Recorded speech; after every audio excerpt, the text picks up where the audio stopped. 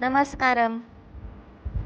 आज मी अन्न आणि जीवनाचे चक्र या विषयावर थोडं लिहिलेलं आहे. तर अन्नाविना या जगण्याचे स्वप्नही पाहू शकत नाही. सृष्टीची ही घडणच अशी, अन्ना वाचून गत्यंतर नाही. प्रत्येक जीवाचा आहार निराळा, रीत वेगळी आहे, पण बारकाईने पाहिले तर एकच सत्य साठले आहे. अन्नाविना या जगण्याचे स्वप्नही पाहू शकत नाही. सृष्टीची ही घडणच अशी, अन्ना वाचून गत्यंतर नाही.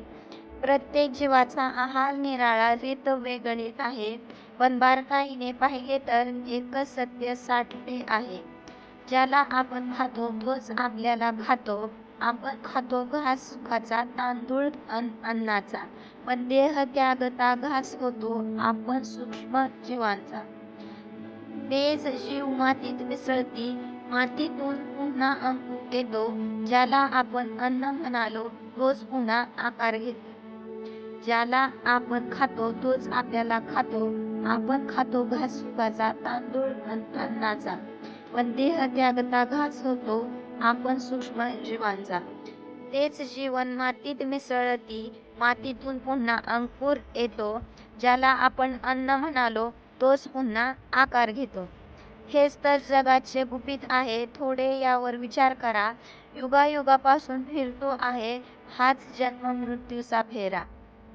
संत महंत ते सांगून गेले या चक्रातून मुक्त व्हावे, पण इतके सोपे नाही आहे की सहज यातून सुटून जावे. हेच तर जगाचे गुपित आहे, थोडे यावर विचार करा. युगायुगापासून फिरतो आहे हाच जन्म मृत्यूचा फेरा. संत महंत ते सांगून गेले या चक्रातून मुक्त व्हावे, पण इतके सोपे नाही आहे की सहज यातून सुटून जावे. देशोदेशांच्या रीत वेगळ्या, चवी आणि पक्वानही, पण अन्नाचा हा मूळ स्वाद कळला पुन्हा देहभा नाही. जैसा अन्न तैसा मन, हेच तर सात्विक गुपित आहे. शुद्ध आहारानेच विचारात हिऱ्यांची ती चमक येते. देशोदेशांच्या रीत वेगळ्या, चवी आणि पक्वानही, पण अन्नाचा हा मूळ स्वाद कळला पुन्हा देहभा नाही.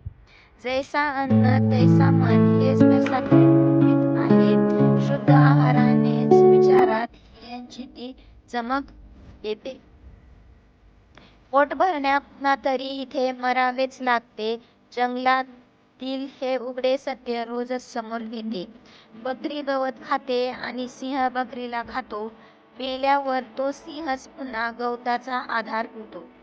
पेट भरण्यापुन्हा तरी येथे मरावेच लागते. जंगलातील हे उघडे सत्य रोजच समोर येते.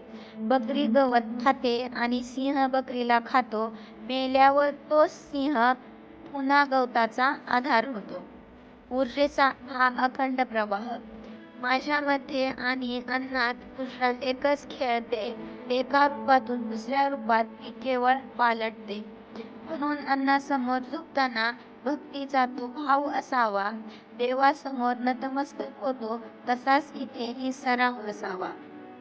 माझ्यामध्ये आणि अन्नात ऊर्जा एकच खेळते. एका रूपातून दुसऱ्या रूपात ती केवळ पालटते. म्हणून अन्नासमोर झुकताना भक्तीचा तो भाव असावा. देवासमोर नतमस्तक होतो तसा इथेही सराव असावा. ताटात जे पडले आहे ते केवळ जेवण नाही, तुझ्या माझ्यासारखाच तो एक जिवंत जीव आहे. अन्नाला फक्त स्पर्श करू नको, त्याचे मर्म जाणून घे. हा जीवन मृत्यूचा खेळ सारा, डोळसपणे तू समजून घे. ताटात जे पडले आहे ते केवळ जेवण नाही, तुझ्या माझ्यासारखाच तो एक जिवंत जीव आहे. अन्नाला फक्त स्पर्श करू नको, त्याचे मर्म जाणून घे. हा जीवन मृत्यूचा खेळ सारा, डोळसपणे तू समजून घे. धन्यवाद.